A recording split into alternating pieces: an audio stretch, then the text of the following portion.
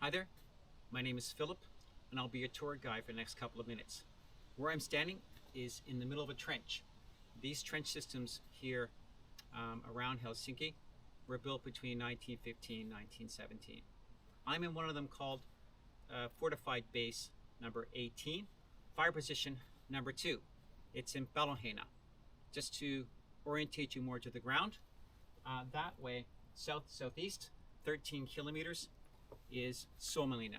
This whole fortified base here in Peltoheinä is designed to protect Suomenlinna, protect the harbor, the ships that would be there during the war between the Allies and the Axis forces, what we call World War I. Orientate you more. This is the parapet, the front of the trench. This is the parados, the back of the trench. Now, this is a fortified base, meaning that it could be completely surrounded. It's in a circular pattern here. It's in the woods here, a couple of kilometers, trenches like this, differing fire positions, section positions like this for rifles, and also machine gun positions. And it was built in a circular pattern, meaning that if this whole fortified base were surrounded, it could still fight independently from all the other fortified bases.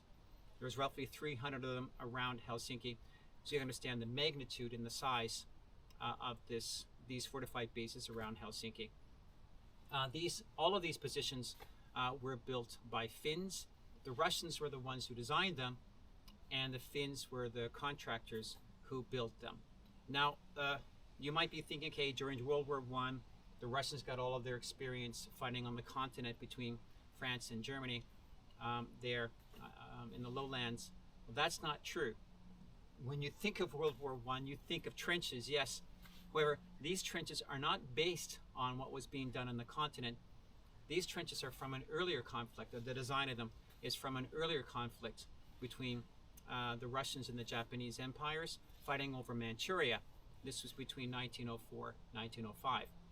All of the experience the Russians gained during that war was used to build these trenches.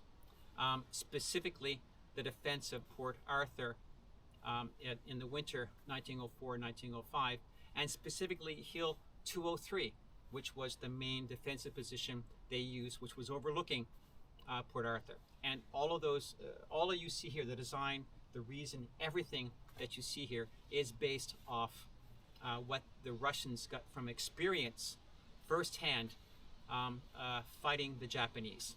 As you can see that it's stepped, because of course the first step here is to keep you out of the water and the mud, which would flow through here, because you don't want your feet to get wet continuously. You get trench foot. Further down around the trench, there's a sump where the water would go out. There's this top point here. This is where the men would fire. They would stand on this and shoot out this way. Roughly, this trench system would have 10 men, so a section. And over our heads, if this were completed, there would be an overhead protection that would protect the men's heads from shrapnel. And so there would be a small little, on the parapet here, small little slit which they would shoot out.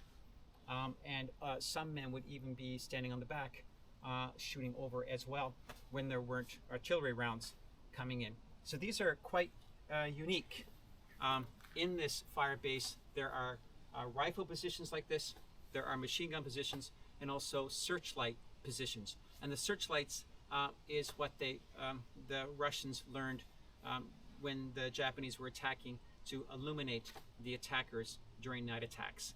These are very unique trenches from that time, and these are protected nationally, so you can't disturb them, destroy them in any way. That law came into force in 1971.